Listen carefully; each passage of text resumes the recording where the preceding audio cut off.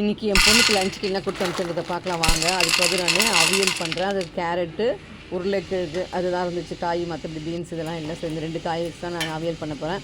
அது நல்லா கொஞ்சம் மஞ்சத்தூள் உப்பு போட்டு வேக வச்சுக்கிட்டேன். அதுக்கப்புறம் மிக்சியில் தேங்காய் பச்சை மிளகாய் ஜீரகம் எல்லாத்தையும் அரைச்சி இந்த காய்னா வெந்ததுக்கப்புறம் அதில் கொட்டி அதுக்கப்புறமா ஒரு 2 ஸ்பூன் தயிரை போட்டு கலந்துட்டு லாஸ்ட்டாக தேங்காய் எண்ணெயில் தாளித்து கொட்டிட்டேன். அவியல் ரெடி ஆகிடுச்சு. இப்போ சப்பாத்தி அதுக்கப்புறம் சோயா சங்க் இருக்குல்லையா மீல் மேக்கர் அதையும் சைடு தொட்டுக்கிறதுக்கு அது நான் அது 1 மணி நேரத்துக்கு முன்னாடி ஊற வச்சுட்டேன். அதுக்கப்புறம் அது நல்லா ஊறினதுக்கப்புறம் வடிகட்டி அந்த இதில் நல்லா புழிஞ்சி எடுத்து தனியாக வச்சுக்கிட்டேன்.